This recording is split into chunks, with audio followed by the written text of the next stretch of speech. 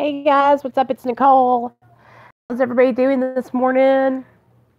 I am laying in bed because today's my day off, but I wanted to get on and do like a morning motivation with you guys and like talk about things that we can do to start our day out on the right foot. And it always helps me to come on here and to share with you guys like things that I do to start out my day, and so the first thing I'm going to do is I'm going to go downstairs. I'm going to get a big glass of cold water. So let's go do that. A big glass of cold water to start my system. Because God knows my system is not started yet. So we'll go downstairs. We'll get us some cold water. And we'll drink that up. And then we'll come back upstairs. And we'll read the meditation.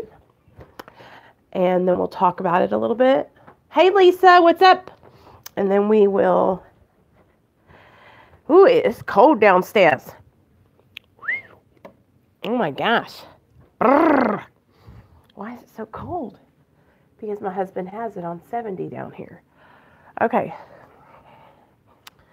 Okay, let's see. I am so tired today. I have to do this with you guys this morning because I don't have any motivation. So I was like, you know how they say that saying, you got to fake it to make it? Sometimes you just got to push yourself to do things, and like, I'm going to tell you guys, a lot of the times, I just want to lay in bed all day long. But then I'm like, I have a 4-year-old and it sucks being 4 and not being able to do stuff. So, of course, I have to get up and do things with him and do the laundry and then maybe vacuum, maybe dust a little bit. It's just a full-time job being a mom. I remember whenever I was younger, hey, Jill, I wanted to get pregnant. Like, I was like, I can't wait to have kids. And it's because I didn't see how hard it was going to be to, like, be a mom. It's really a job. It's no joke. And I feel like my husband is probably feeling the same way too now. He's probably like, coming to terms with the fact that we are really parents. Oh, sometimes it's just like reality check, Big old giant glass of water.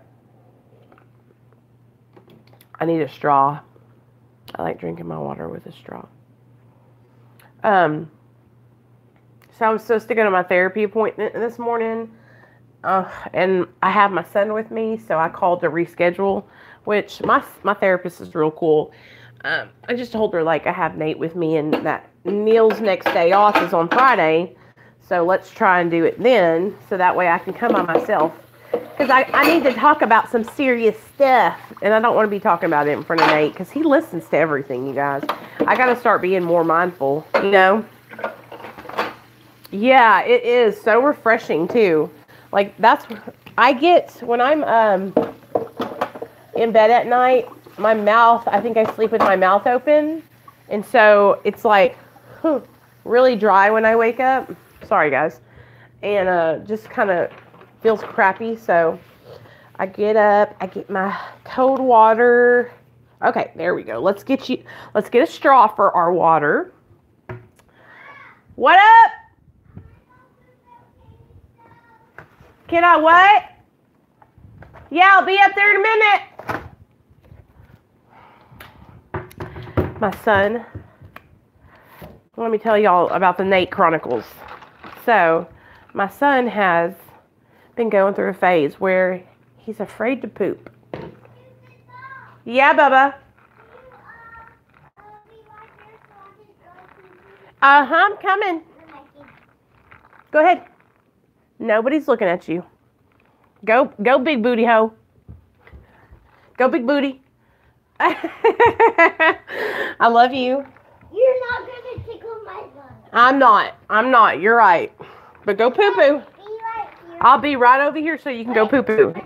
Call me when you're ready. I still have to help him wipe his hiney.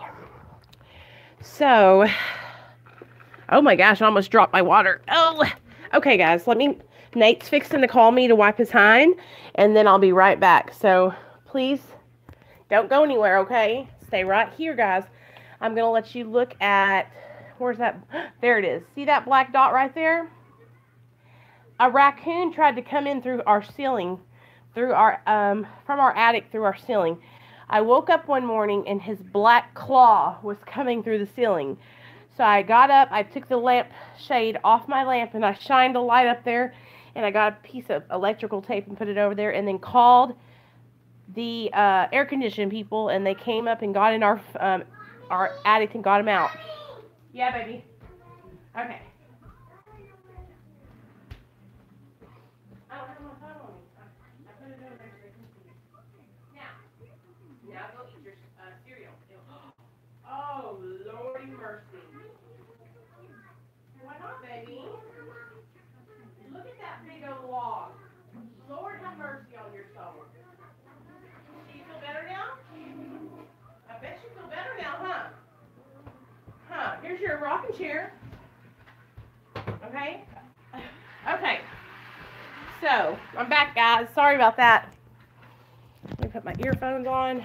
I don't know why I'm wearing these earphones, but we are doing it like that. Huh? I'm so proud of you for going poo-poo, Nate. That's such a good job. See? It feels good to let it go in the mornings, huh? Okay, guys.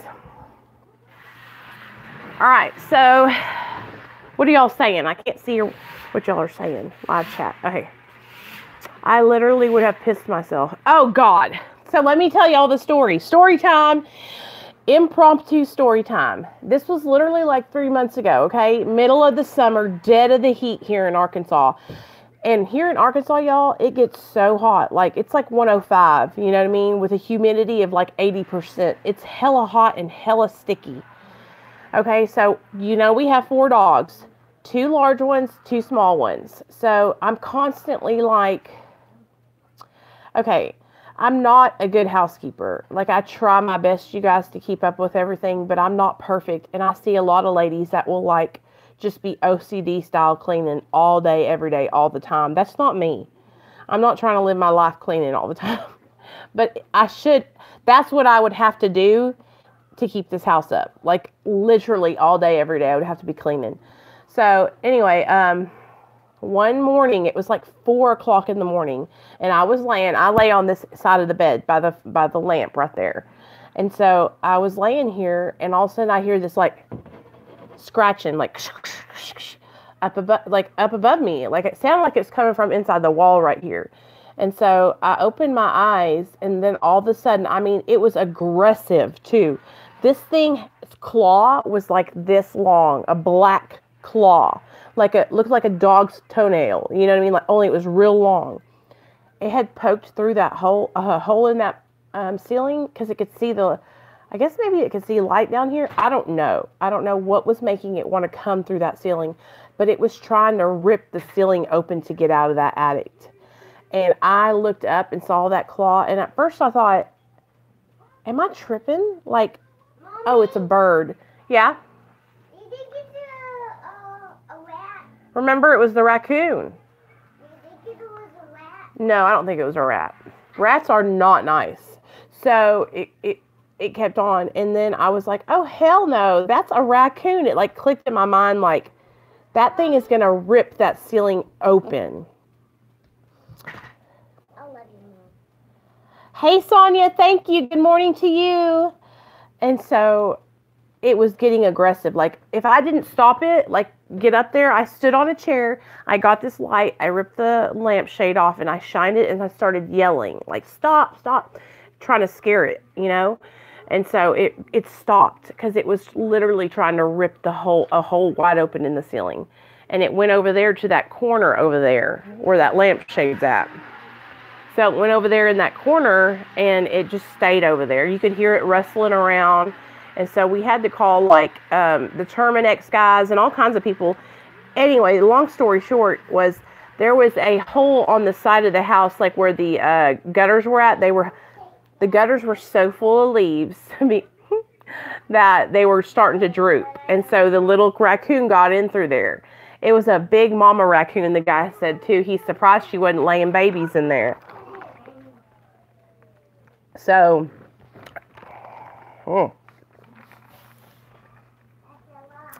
that's scary whenever like an animal is trying to get into your home, especially one that like they're known for carrying rabies, like I could just see it coming in here like the Tasmanian devil, like ripping everything to shreds. That's what was going, like my imagination, you guys, is so vivid. And that's why I have anxiety so bad, is because like I will see things happen before they happen, only I will imagine them like like really, really bad. Like, okay, for instance, on my way to work, or not on my way to work, on my way to my parents' house Sunday, they live about 45 minutes away, so I have to drive like on the interstate and stuff. And I have a really bad anxiety about driving on the interstate and going real fast.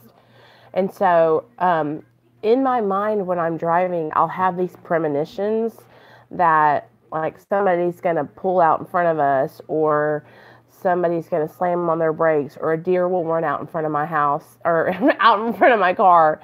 And I've never had one like come true, but that's what goes through my mind as I'm driving. Is that crazy? It's like I have super bad anxiety. And so when I would use a lot, like I always took so much Xanax, because I would drive, like taking like 5 Xanax bars at a time and then drive. And I felt like I was driving so good because I felt so relaxed, because I really am so high strung all the time. Like when you guys see me excited, like that's like how I am. Like I'm like that. And so it's really hard to not be like that. Like, I think I wanted to talk to you guys, since I have 5 of y'all here tonight or today. I wanted to ask you guys, like, when I'm talking or when I'm telling you guys about recovery, do you feel like the way I deliver it is too aggressive? Do you think I need to change the way I speak, or maybe tone it down a little bit?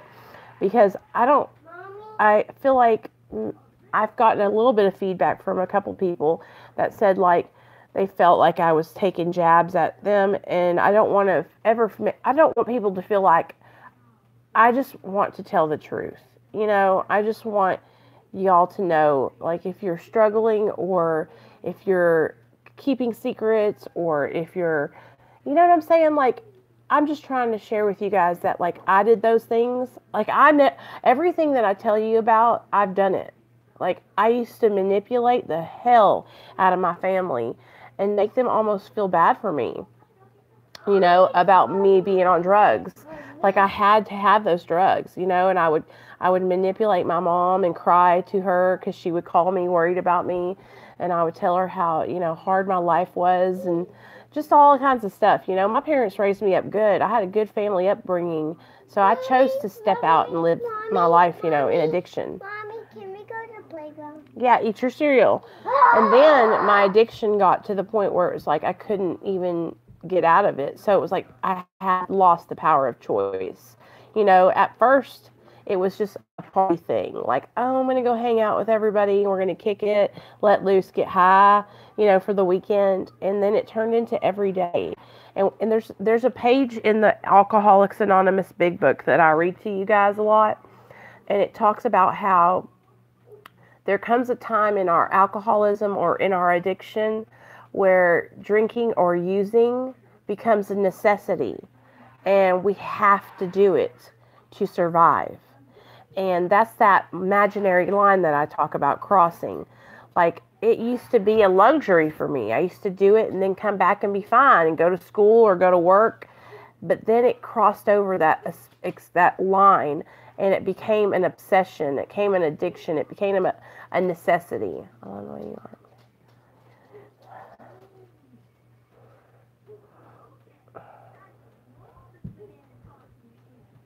Okay, so,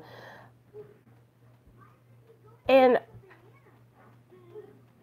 like, we have a lot of people on here that all have recovery channels, and sometimes we're not all gonna get along, or maybe I'm gonna say something that makes somebody think twice about things, and I look at things too. Like if somebody says, hey, Nicole, I think you're, too aggressive sometimes, and it doesn't feel good whenever you do that. But the thing about it is, you guys, it's like addiction doesn't feel good, you know? I don't know how else to like convey how serious it is that you get sober or get in some kind of treatment program. Because if you don't, you're going to die. If you don't, you'll be like me, okay? Trading your body for drugs, or stealing stuff for drugs, or losing your son, or losing your daughter. It's like I'm trying to convey the seriousness of addiction and how much it has taken from me. And I feel like when I try to like lower it down or like calmly talk about it, it's not getting the point across. You know what I mean? Like, I feel like I really got to like get it across. So I just want you guys to know that's like my thinking when I'm doing it, is that I've got to help this person. Especially, I might not say a person's name, but most of the time my message is for somebody to hear, you know? And sometimes I don't even know who's going to hear it, but I know somebody needs to hear it because God puts it on my heart to share it, you know? And so I just know that for the longest time, people tried to deliver it to me and to like almost kind of baby me into recovery.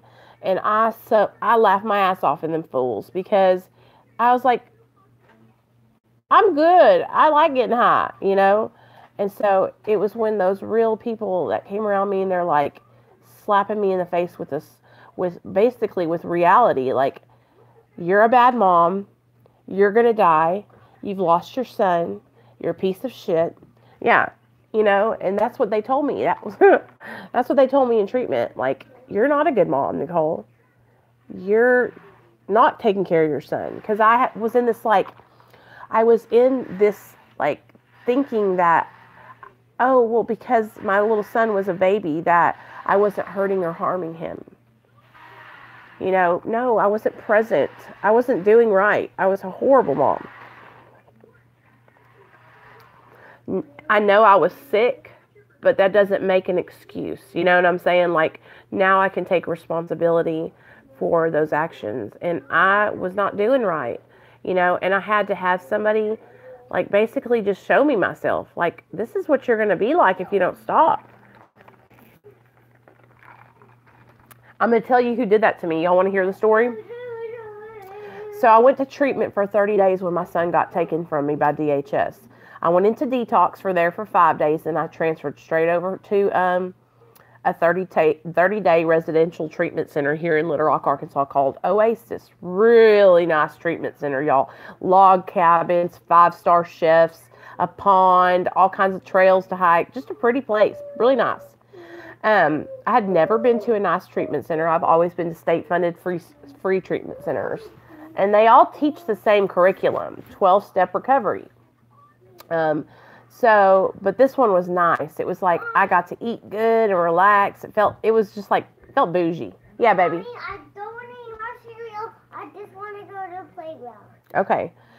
All right, hold on. Let me tell them the story and then I'll get dressed. So I was there for 30 days, and on the 3rd week, I finally got to see the psychiatrist, Dr. Mancino. And let me just tell you about this dude. He told me about myself. I went inside, I sat down, and I told him all about how my best friend called DHS on me, and I was crying.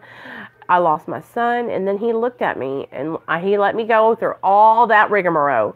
And then he looked at me, and he said, so your best friend saved your life because you were not being a good mom, and she helped save your son's life. And I was so mad at this dude. Like, I was like, this is it. I'm shutting down. I'm not talking anymore. He diagnosed me with depression and anxiety and prescribed me Lexapro and sent me on my way. And when I got out, that next week I got out, I wanted to use. So me and Neil went and got put on Suboxone. And then I realized that the doctor that was the psychiatrist at the treatment center was the doctor that's over the Suboxone clinic also.